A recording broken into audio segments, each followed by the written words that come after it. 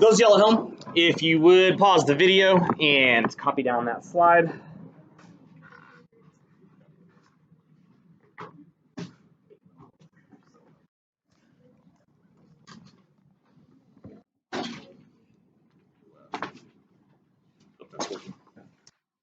All right, solution chemistry is our new topic. So in a nutshell, it's real simple what we're going to be looking at in these next 4 lectures. To make a solution, you dissolve something in something else. That's it. A solution is when you take an item and you dissolve it in another medium.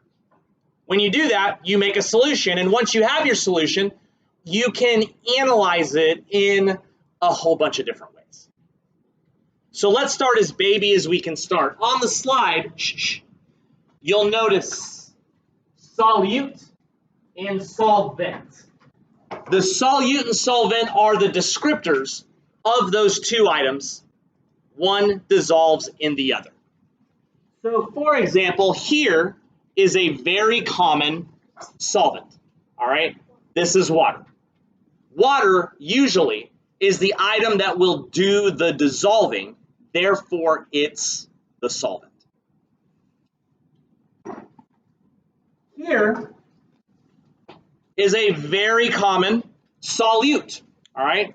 This is salt on the ground. All right, salt is an item that can be dissolved. So if I take a sample of this solute and I add it to my solvent, boom, I have made a solution, and now we can analyze it in all the ways we're going to in the upcoming lectures. That's it. So let's tiptoe into some ways to analyze solutions. Let's start with those yellow highlighted words that you see up there. The amount of solute that you add will determine whether or not your solution sample is concentrated or dilute. So if you look up there, it simply says that if I add a whole bunch of solute, it's concentrating the solution. But if I just add a little bit, then the solution could be described as dilute. Let's talk about Kool-Aid for a moment. There's usually 2 camps of Kool-Aid drinkers out there. Those of y'all that like it sweet and those of y'all that don't. If I'm making Kool-Aid, what's the solvent? The water. Remember, the solvent is the item that does the dissolving. The solute would be the sugar and the flavor packet because you're just dissolving a bunch of stuff in the water, right? If I were to add the Kool-Aid packet to the water and then I were to add 70 scoops of sugar, have I made a dilute or a concentrated solution? Concentrated, based on the definition. What would it taste like? Bitter or really sweet? Like throw up sweet, right? Because you can't drink Kool-Aid that has that much sugar in it. But some of y'all really like your Kool-Aid like that. But there's other people out there that don't want it over sweet. They take their water and they put in just a little bit of sugar, and that is more dilute Kool-Aid because the taste is not overbearingly sweet. Let's look at another idea. Look at that. What's that look like? Yeah, no, this is urine. There's a sub across the hallway. I asked for a urine sample. Subs will do anything. So, boom, urine. I'm just kidding. It's not urine. Oh, it might be urine. Anyway, why is it so yellow? I know, yeah, this person's dying. But anyway, no, here's what I did. Listen to my description. I took a little bit of water, my solvent, and I added quite a bit of food coloring, my solute. Is this solution concentrated or dilute? Based on my description, it's concentrated, right? Because I had a little bit of solvent and a lot of the solute. What if I wanted to concentrate it? What would I add if I wanted to concentrate it? More food coloring. Here, this isn't tough. Get your head wrapped around it. If I want to concentrate it, I need more solute. And the solute is the food coloring. What if I wanted to dilute it?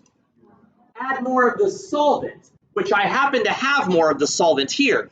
The water is the solvent. So let's dilute it. What do you think will happen to the way it looks generally if I dilute it? Think it's going to get clear? Here we go. And look, just like that, we have healthy pee. All right? No, I mean, it could still probably be better. But yeah, the yellow faded a little bit. And of course, if I kept diluting it, if I just kept adding water, the yellow would just get lighter and lighter and lighter until eventually you wouldn't even be able to see it anymore because I've diluted it so much that the solute's been super spread out. Concentrated versus dilute, yeah. Another angle, because that's all this is now, is angles of analyzing a solution. What if I was making a solution and I was obsessed with making the solute dissolve as quickly as possible? How do you make it dissolve fast? Rate of dissolution is what it's called. Now, you've got a few ways up there that you copied. So let me introduce you to a new solute. This is my friend, Mr. Sugar Cube. We've been doing salt. Let's do sugar now. All right, here's my friend, Mr. Sugar Cube. I want to add this solute to this solvent, a water sample. I could do it just like that. I could drop the cube in there. And if I drop the cube in there, it'll start dissolving. But what could I do to make it dissolve faster right away? All right, I mean, what you said is not wrong, but you're going backwards. What could I do? We could break it apart. We could smash it. If we were to crumble this into small pieces, what we're really doing is increasing its surface area. Because here's what happens. If I drop it in there as in cube form, there is parts of the cube that doesn't get to touch the solvent right away, the parts in the middle of the cube. It would dissolve from the outside in. That would be really slow. But if I crush this and increase the surface area of the solute that gets to touch the solvent, all of it gets to start dissolving. And it happens faster. So let's do that. Sorry. Good. You signed a waiver, I'm sure. So here's what I'm going to do. We are going to crush my friend here. All right, so there he is. Chilling and there. Crystal. Not a funny joke. Okay. Anyway, so now we have all this beautiful surface area that we have access to, and now I can take this crushed solute and add it to my solution here, my solvent rather, and voila, the solution starts being formed. Now, we've increased the rate at which it will dissolve. However, we have an issue. It's just kind of sitting there. Do you see? It's that my solute is just sitting inside that solvent. Now, it is dissolving. It will all dissolute if I leave it alone. But remember, I'm obsessed right now with making it, you're way down there, making it dissolve faster. What should I do next? What can I do to make this start dissolving? Shake it, right? Stir it. Or if you want to use the big girl science word, agitate it. So let's agitate it. And by agitating it, which is of course what you do anytime you're making a solution at home, it immediately starts dissolving a lot faster. Correct.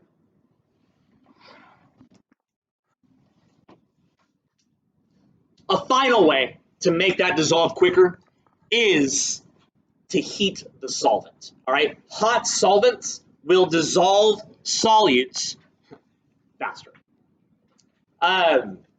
Quick little story. When I was a lot younger, my parents would a lot of times take me to Luby's. Have y'all heard of Luby's? All right, it's kind of a forgotten restaurant these days. But what Luby's was it was a cafeteria, like you had at lunch. You go there, you get your tray. There's a bunch of lunch ladies on the other side. Most of them are 80 years old with hairnets, and I think one of them dies every day. It's a circle of life. Anyway, you pick whatever you want from that lunch line, and whatever. I used to love Luby's. Here's why I'm telling you this story, though. At the end of the Luby's line was a very chemistry-friendly setup. Here's what would happen. you'd have all your food on the tray, and you'd be walking across, and you'd get to the drink station. And if you were going to be a tea drinker, here's what they had. They had unsweetened tea pre-poured for you, just sitting up there that you could grab, 3/4 of the way full. So you would take your unsweetened tea, and you would put it down, and you would move your tray over. Next was the sugar station. You could grab your Splenda, your Sweet and Low, whatever. You take your sugar, you rip it, you dump it in, and they had spoons to mix. And you'd move your tray over. And then they had the ice machine. Why does the ice machine last?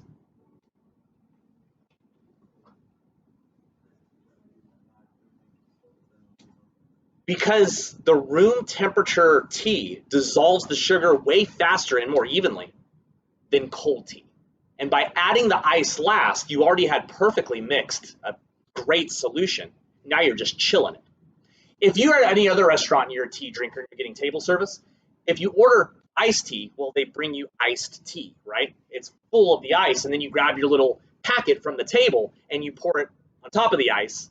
And then when you start agitating it, the sugar just pretty much gets to go on a little ride because it's not dissolving. It's too cold, right? Those of y'all that eat that drink like that, you probably notice that you can still see flakes floating around in your drink while you drink. It's because it's too cold and you're breaking the laws of chemistry. But Lubies, those old chicks, they figured it out. Anyway, make sure you know the 3 ways to speed up dissolving. Look at the paper I handed out.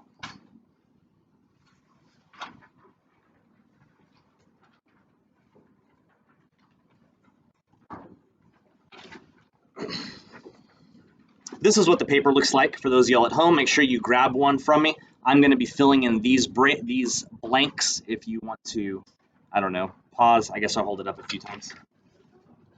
Anyway, all right, focus here and don't have a phone in your hand. I know, it's tough. What we're ultimately doing is creating mixtures. All right, so solutions is what we're talking about, but since we're mixing stuff together, I want to go over some other types of mixtures that exist because it's good chemistry for you to know. So if you look at this paper, you'll notice that there's 4 different categories, but look at the second column. For the most part, the categories differentiate based on particle size. The bigger the solutes get is what changes the different mixtures. So let's start at the top. Hey, that last column has blanks. We're going to fill those blanks in. Here we go. We've been talking about solutions.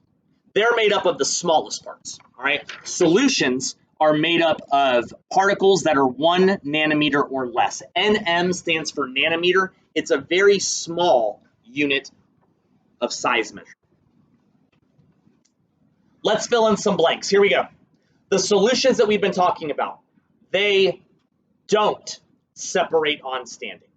The word is don't separate on standing. I'll explain what that means.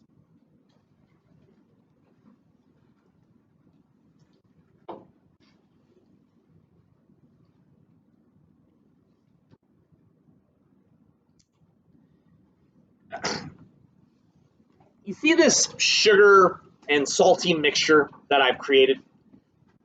It's not going to separate if I leave it alone. I could leave it like this for months, and the stuff I've dissolved in it will stay dissolved in it.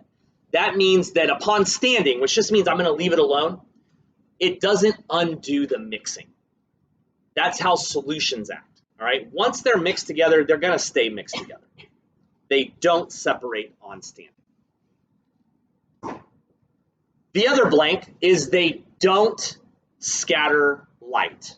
They don't scatter light, and I'll show you what I mean.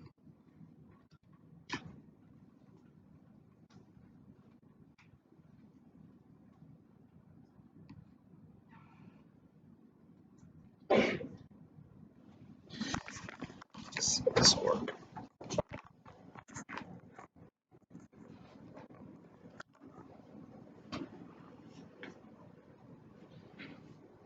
All right, this video doesn't have audio, but I'll be your audio. Okay.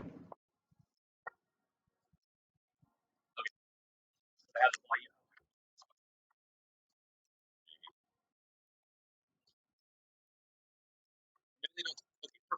We just get some music. Anyway, here's what's happening. We've got three different solutions here, and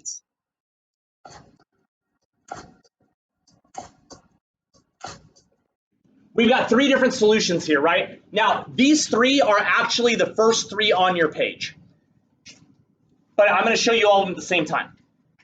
What this dude's going to do is he's going to shine a laser pointer through all three of them, all right? Now, it's a laser pointer, so it's shooting a straight beam of light. But what you're going to notice is as he does this first one, you can't see the beam go through. The whole thing just basically glows. And now the light's on this one too. You can't even see the light shining through, right? So you can't see a path because of the way that the solution's made up. But look at the last one. See how you can perfectly see that beam of light? You can see the path go straight through. This last one is a solution. It's that one that we're talking about on your paper right now. Ooh, cool. It's the one that we're talking about on your paper, and it's not scattering the light, meaning the light shined right through it. And here's why. The only way that the light can scatter is if the dissolved particles are large enough for the light to strike them. The solutions are made up of the smallest particles, according to your paper, right? So since those dissolved solutes are so small in solutions, when the light passes through, it misses them. But in the other two, the particles are larger. We're about to go through them. But because of that, you'll see that the scattering of light does happen in colloids and suspensions. Let's talk about colloids next. You can see that your colloids are a bit larger, 1 to 1,000 nanometers. Let's fill in some blanks. Colloids do not separate on standing, so they're just like solutions. Colloids do not separate. Once they're mixed, they'll stay mixed. I'll give you examples in a second. But they do scatter light, which is different. Y'all, this is called the Tyndall effect. It's spelled like this. That's the blank that you're missing. The Tyndall effect is just the vocab word for the scattering of light. So again, the Tyndall effect happens when the solutes are big enough for the light beam to hit, and then it reflects, it refracts, and it scatters, making it impossible to see the path of light because it's now been stretched out. That's the Tyndall effect, and your colloids will do that. Some example of colloids are milk, for example, is a colloid. If you think about milk, if you try to shine light through it, basically the whole cup of milk will just glow. You can't see the path. And once milk is made and it's mixed together, it won't separate. It'll stay mixed together. Now, I know some of y'all have seen chunky milk. And you're like, wait a second, if I leave my milk in the fridge long enough, it starts looking different. That's different. The milk's not settling out. It's going bad. It's a chemical reaction. That's outside the realm of what I'm talking about. All right. But if you have good milk that stays good milk and you just leave it there, it won't separate back into the things that are actually mixed together in the milk. Because colloids don't do that. But suspensions do. Let's look at the last one. Well, second to last, I guess. Suspensions have the largest particles, greater than 1,000 nanometers, and they do separate on standing. Suspensions do separate on standing. And they do have the Tyndall effect. So you can click yes. Right, yes. Don't click yes. That was weird.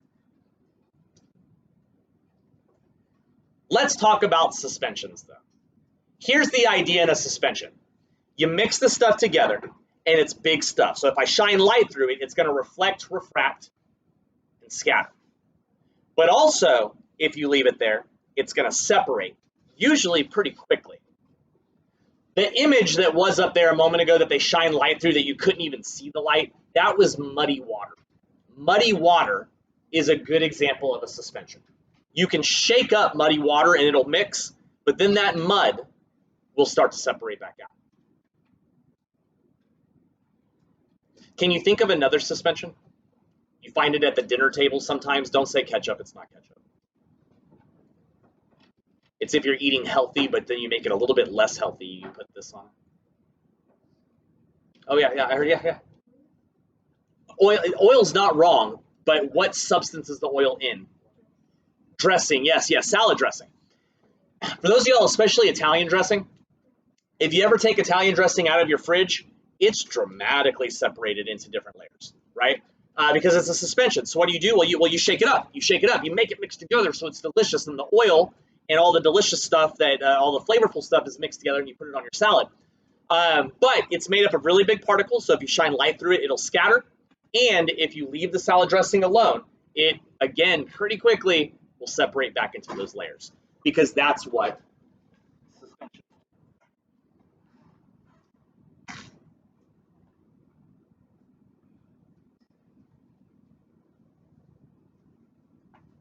is. Sorry. There's one more item there that is kind of loosely related to this because it's alloys. It is the mixing of things, but it's not even close to a solution because it's a solid solution. So that's your first blank there is alloys are solid solutions.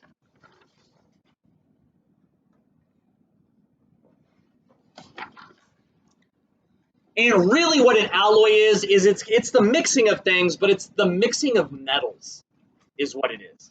Mixing metals to make new metals that are not elemental, which means alloys don't have squares on the periodic table, even though sometimes it feels like they would. Like brass, for example, is on your paper there.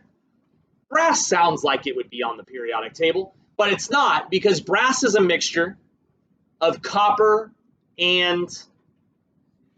Ooh, you're the first class that the first guess was right. Did y'all hear what he said? It's zinc. Yeah, copper and zinc is what makes up brass. But what if you mix copper and tin together? Oh, come on, be smart. Copper and tin makes what? An alloy. Yeah, that kid's smart.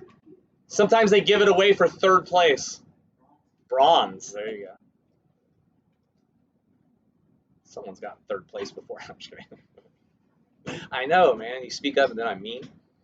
The other one listed on your paper, though, is sterling silver, which a lot of you are probably wearing right now on your skin. But sterling silver means it's not just silver. It's a little bit cheaper because it also has... Not sterling. No one knows? No, not hydrogen. No, copper. Yeah, it's silver and copper together makes sterling silver. Anyway, all of the items on that paper are testable. So do make sure that you're on that. Okay, we are not done. There is one more topic that I want to cover with you. I want to talk about our favorite substance on the planet. Let's talk about water.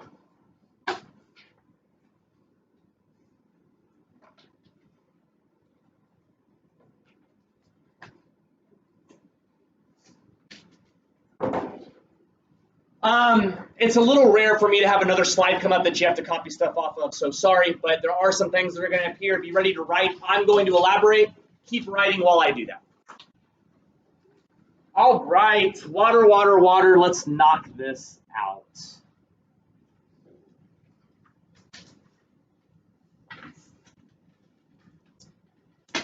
Water is known as the universal solvent.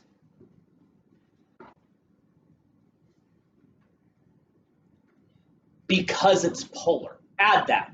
Water is known as the universal solvent because it's polar. And I'll explain the why very slowly, but we'll get there.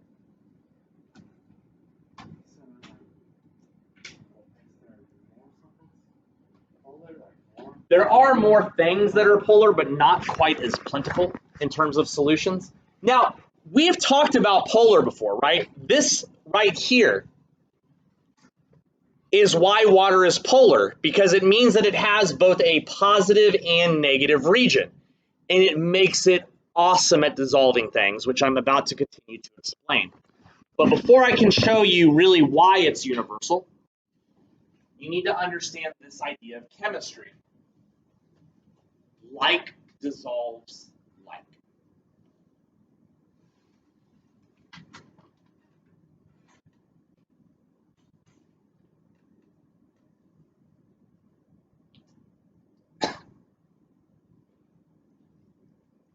Like dissolves like refers to the idea that in terms of polarity, polar loves polar and nonpolar loves nonpolar. Polar loves polar, nonpolar loves nonpolar. But the majority of solutes are polar. The majority of these different things that you can dissolve are polar. Water is polar, making it the universal solvent. Therefore, water can dissolve pretty much everything. Does that make sense? Our connections there.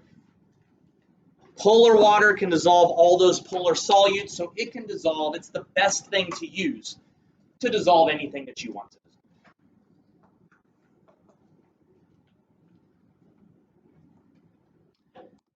All right, let's do some other fun facts to finish up.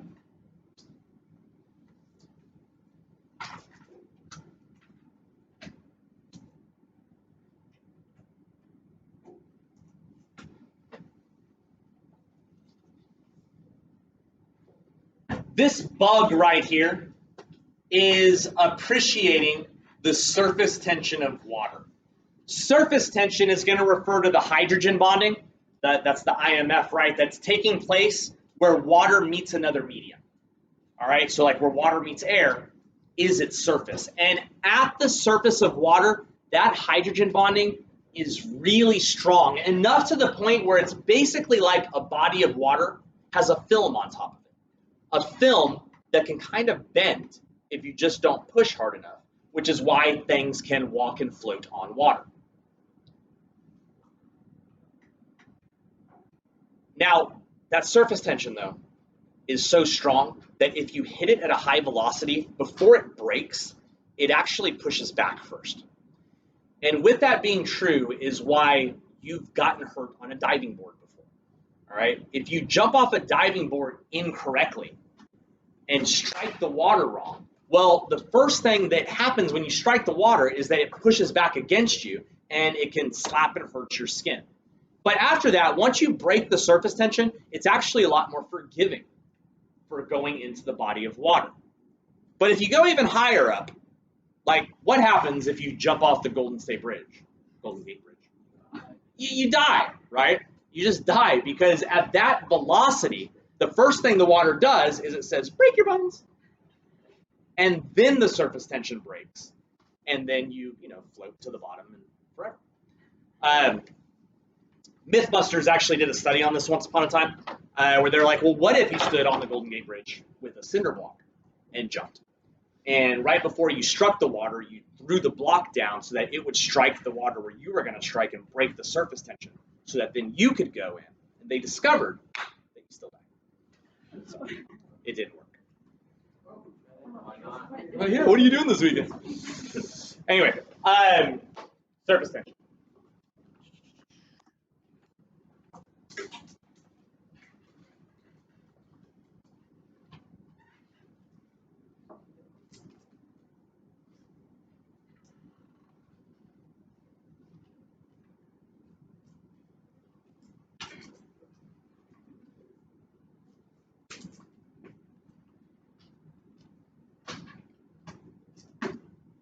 Hello? Did you call me?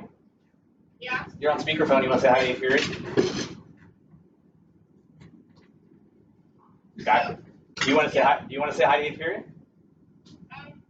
Is he in there? He is. Oh, okay. Here, see, yeah, and you're being recorded. Say, yell hi. Me? Yeah, say hi. Oh, hi. Oh, come on, 8th period. Colby said hi. What do y'all say? Hi. Oh, I love you. Hey, I'm teaching. What's up?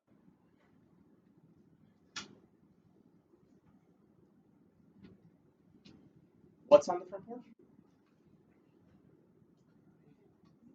No, she did. It was raining too hard, so I didn't put the trash can. Was dinner there though? Okay, yeah, I'll fix it. You've always done your life. I love you. All right, cohesion and adhesion, these are very general terms that don't just apply to water, but they do apply to water, so why not mention them? Cohesion is the idea that water loves water. That's really the intermolecular force that we already covered, though. You know that water is attracted to water because of hydrogen bonding. So that's just kind of a new word to describe something that we've already talked about. But adhesion is a little different. Adhesion is the fact that water sticks to, well, pretty much everything that's not water as well. It's a very sticky substance. Adhesion is the reason why when you get out of the shower, you have to dry off, right? Because you've got little beads of water all over your body that you've got to get rid of to be dry. However, your skin is nonpolar. It's actually really good that your skin's nonpolar. Because it makes water hate your skin. It's the reason why water beads up on your skin instead of you becoming saturated. It would be really bad if your skin was polar, because then when you got out of the shower, instead of drying off, you'd have to wring yourself out because your skin would have absorbed water. That would be a bad thing. But since you have nonpolar oil on the outside of your skin, water hates being on you, right? It sticks to you because it's adhesive, but it makes it really easy to remove. Because it's a polar versus non-polar association, and like only dissolves like. One more fact, but it's my favorite fact.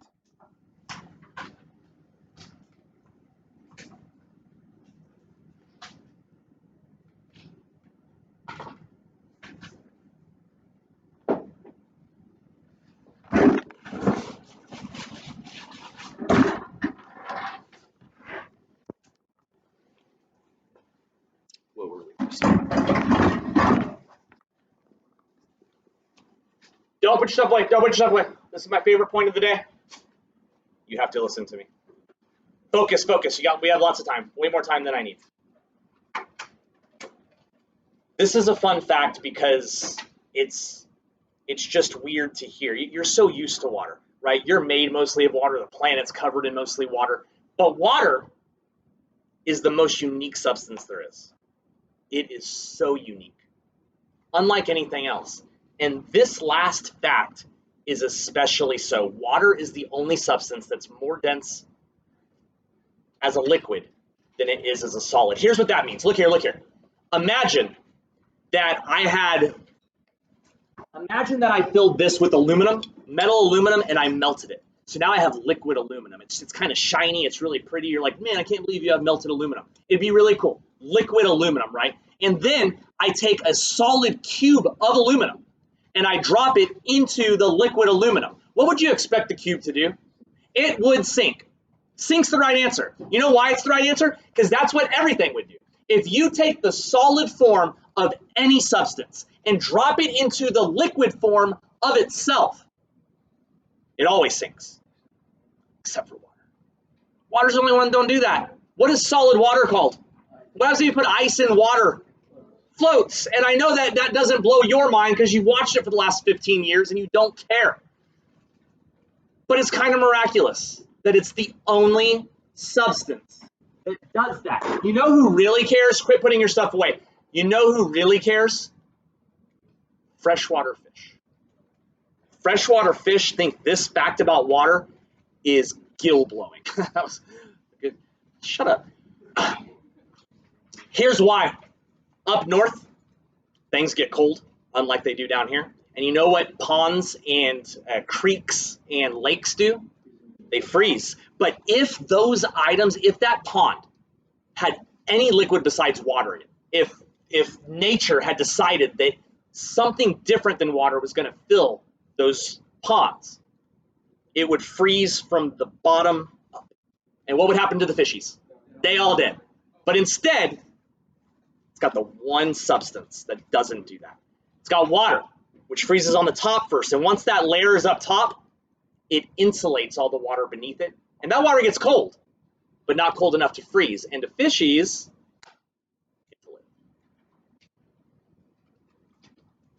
y'all have a good day.